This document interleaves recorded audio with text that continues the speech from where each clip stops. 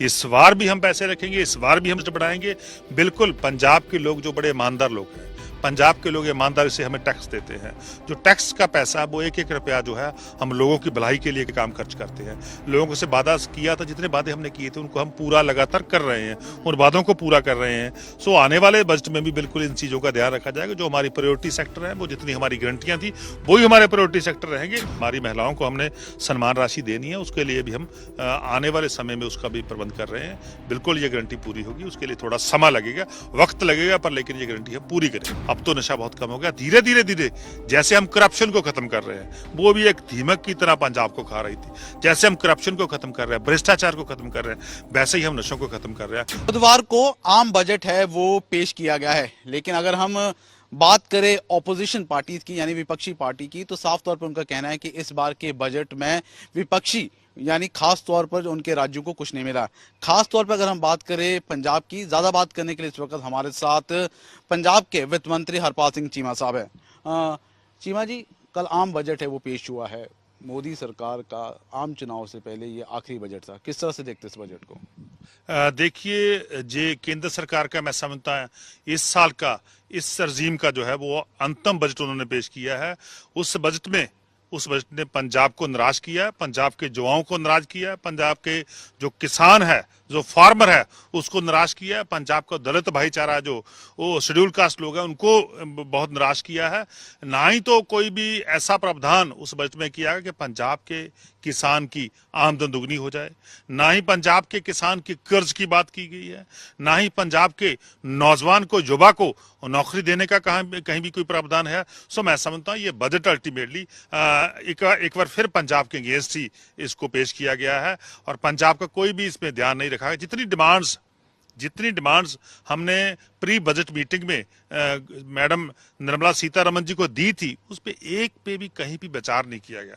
हमारी सीधी एक डिमांड थी कि अमृतसर से लेके दिल्ली तक और दिल्ली से लेके बठिंडा तक यानी कि वंदे भारत ट्रेन शुरू कर दीजिए। उस पर तो ज़्यादा खर्चा नहीं आना था, वो भी नहीं शुरू की गई। हमने एक नए ट्रैक की मांग की थी कि राजपुरा से लेके चंडीगढ़ तक एक नया ट्रैक हो जाए रेलवे का, ताकि पूरा पंजाब जो है रेलवे कनेक्टिविटी के साथ अपनी कैपिटल से, राजधानी से जुड़ जाए। उस पर कोई विचार नहीं किया गया। और हमारी डिमांड थी कि पंजाब का लगभग 550 किलोमीटर लंबा बॉर्डर जो है वो हमारे पड़ोसी देश से लगता है, जिससे हमारी पुरानी एक रिवेलरी चल रही है, पुरानी एक दुश्मनी आ रही है, उसके साथ लगता है। वहाँ कोई ना कोई गड़बड़ होती रहती है। वहाँ का जो बेसिक इंफ्रास्ट्रक्चर है पुलिस का, सिक्योरिटी का, उसको और मजबूत कर दें, उस पर कोई ध्यान नहीं दिया गया, एक रुपया नहीं खर्चा गया। और हमारी डिमांड थी कि लगभग जो हमारे बॉर्डर के डिस्ट्रिक्ट हैं, वहाँ के युवा को, वहाँ के नौजवान को रोजगार देने के लिए, इंडस्ट्री के लिए हमें 2500 करोड़ रुपए का स्पेशल पैकेज दिया जाए, उस पर कोई ध्यान नहीं दिया गया, कोई भी डिमांड नहीं की। ना ही देश की एजुकेशन के लिए, ना ही देश की मैं समझता हूँ सेहत सेवाओं के लिए कोई भी ऐसी ऐलान नहीं है जिससे मैं समझता हूँ आम नागरिक को इस बजट से कोई फायदा हो। सो अल्टीमेटली ये बजट जो है वो बड़े बड़े कारपोरेट घरानों को देख के बनाया गया है। लेकिन अगर हम बात करें बीजेपी की, साफ तौर पर इस बजट को लेकर कहा जा रहा है कि तमाम वर्गों का ध्यान रखा गया है। अगर टैक्स की छूट की बात करें या फिर जिस तरह से तमाम जगहों पर है, जो कैपिटल है वो बढ़ाई गई है, इनकम है वो बढ़ाई गई है, कहीं ना कहीं कह रहे सभी वर्गों को संतुष्ट किया गया इस बजट को लेकर। देखिए, बीजेपी की पार्टी की केंद्र में सरकार है। उन्होंने तो अपने बजट की जो बल्ले बल्ले करनी है ना, उन्होंने तो अपने बजट के लिए उसकी तो प्रौढ़ता करनी है। पर लेकिन जो आम लोग है, जनता है, आप अपना कैमरा लेके जनता में जाइए, वहां पता चलता है कि जनता कैसे, जनता का क्या हाल है। महंगाई जो है शिखरों पे पहुंच गई है, और बहुत सारे दाम लगातार बढ़ रहे हैं। और इससे पता चलता है केंद्र सरकार ने बड़े बड़े लोगों को देख के ये बजट बनाया, बल्कि जो आम लोग हैं, जो छोटे लोग हैं, उनको क्या मिला इससे? सब जो छोटे लोग हैं, जो गरीब लोग हैं, जो आम लोग हैं, उनको क्या चाहिए? उनको चाहिए अच्छे स्कूल, उनको चाहिए अच्छी सेहत सेवाएं, उनको चाहिए रोजगार। वो कहीं भी इस बजट में नहीं दिखते। बीजेपी का जो नारा था कि 2 करोड़ नौकरियां देंगे, बीजेपी का नारा था कि 15 लाख देंगे। अभी तो चलो उनकी सरकार जा रही है, खत्म हो रहे हैं, अब तो थोड़े दिन उनके बाकी बचे हैं। पर लेकिन फिर भी हमें तो आज था कि जाते जाते ही वो अनाउंस कर देंगे कि हम तो भाई चलो पिछले 9 साल में कुछ नहीं कर सके, ये लास्ट साल में 2 करोड़ नौकरियां दे दें। यही कर देते कि हम नहीं, चलो पिछले 9 साल में कुछ नहीं दे सके, तो 15-15 लाख हम थोड़े से लोगों को दे दें। सो इससे पता चलता है कि बीजेपी ने जो बजट पेश किया है वो आम लोगों के लिए नहीं किया गया। ठीक है चीमा साहब, अब पंजाब ने भी अपना जो बजट है वो पेश करना है, उसको लेकर किस तरह की तैयारियां की जा रही है? खास तौर पर क्या कुछ इस बार आपके बजट में आपके पिटारे से खुलने वाला है?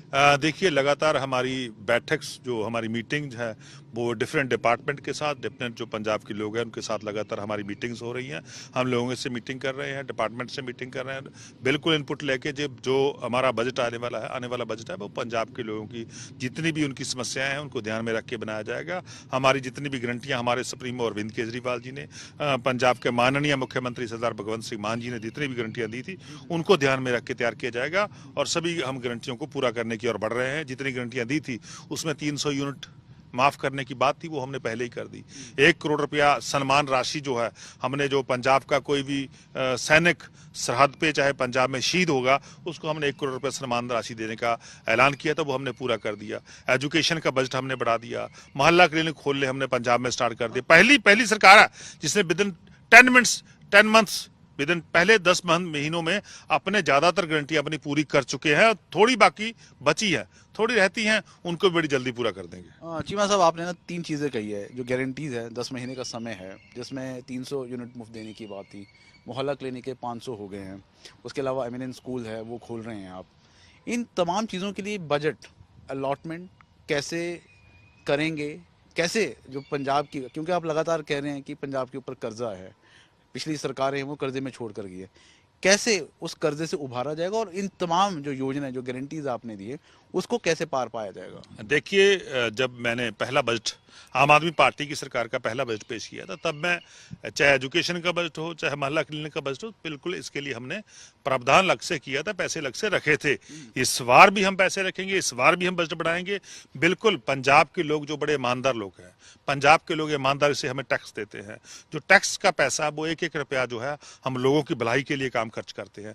लोगों से वादा किया था, जितने वादे हमने किए थे उनको हम पूरा लगातार कर रहे हैं, उन वादों को पूरा कर रहे हैं। सो आने वाले बजट में भी बिल्कुल इन चीजों का ध्यान रखा जाएगा। जो हमारी प्रायोरिटी सेक्टर है, वो जितनी हमारी गारंटियां थी वो ही हमारे प्रायोरिटी सेक्टर रहेंगे, उस पर ही ध्यान दिया जाएगा। चीमा साहब, उसके अलावा 1000 रुपये देने की बात भी आपने की थी।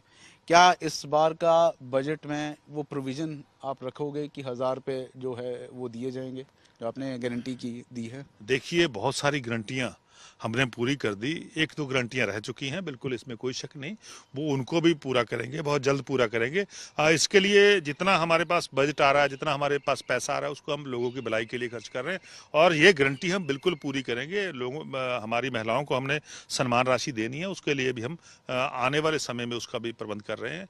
बिल्कुल ये गारंटी पूरी होगी, उसके लिए थोड़ा समय लगेगा, वक्त लगेगा, पर लेकिन ये गारंटी हम पूरी करेंगे। चीमा साहब, मेरा एक सवाल थोड़ा हटके है। इसके अलावा लगातार जो राज्यपाल है वो दौरे कर रहे हैं, सरहदी दौरे कर रहे हैं। वो कह रहे हैं कि नशा है लगातार इस तरह से बिक रहा है जैसे राशन की दुकानों से सामान नॉर्मल चीज़ें बिकती है। इसको किस तरह से देखते हैं? क्योंकि अभी जब अरविंद केजरीवाल जी 27 तारीख को आए थे तो उन्होंने कहा था कि कहीं ना कहीं नकेल है नशे पर कस दी गई है।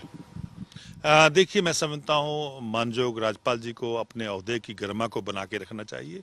उनको पॉलिटिक्स में नहीं आना चाहिए, उनको अपने ओहदे का सम्मान करना चाहिए। वो बहुत सम्मानयोग है और एक बहुत बड़ा गवर्नर साहब का ओहदा होता है, उसको बहुत सम्मान देते हैं लोग, उस सम्मान वो उनको बना के रखना चाहिए। और रही बात नशे की, पंजाब में नशे के खिलाफ पूरी जंग जो मुहिम है वो सरदार भगवंत सिंह मान जी, हमारे माननीय मुख्यमंत्री साहब ने शुरू की हुई है। लगातार नशा तस्करों के खिलाफ हम नकेल कस रहे हैं। जब पंजाब में बीजेपी की सरकार थी, पंजाब में जब पंजाब में श्रोमणी अकाली दल बीजेपी की कोलिशंस की सरकार पंजाब में कर रही, तब बड़े बड़े लोगों के पास नशा पकड़ा जाता था, कोई कार्रवाई नहीं की इन लोगों ने। जब कांग्रेस पार्टी की सरकार थी पंजाब में, तब भी नशा आगे बढ़ा, पर लेकिन पहली सरकार है जिसने नशे के खिलाफ एक्शन में आए हैं। हम एक्शन मोड में हैं, नशा बिल्कुल खत्म करके रहेंगे और उसको बहुत कम कर दिया। और मैं समझता जैसा गवर्नर साहब बोल रहे हैं ऐसा नहीं है, अब तो नशा बहुत कम हो गया। धीरे धीरे धीरे जैसे हम करप्शन को खत्म कर रहे हैं, वो भी एक दीमक की तरह पंजाब को खा रही थी, जैसे हम करप्शन को खत्म कर रहे हैं, भ्रष्टाचार को खत्म कर रहे हैं, वैसे ही हम नशों को खत्म कर रहे हैं। क्योंकि पंजाब के लोग पंजाब को रंगला पंजाब देखना चाहते हैं। वो सपना हमारे माननीय मुख्यमंत्री अरविंद केजरीवाल जी या पंजाब के माननीय मुख्यमंत्री सरदार भगवंत सिंह मान जी का है। उस सपने को पूरा करने के लिए हमारी पूरी की पूरी पार्टी लगातार काम कर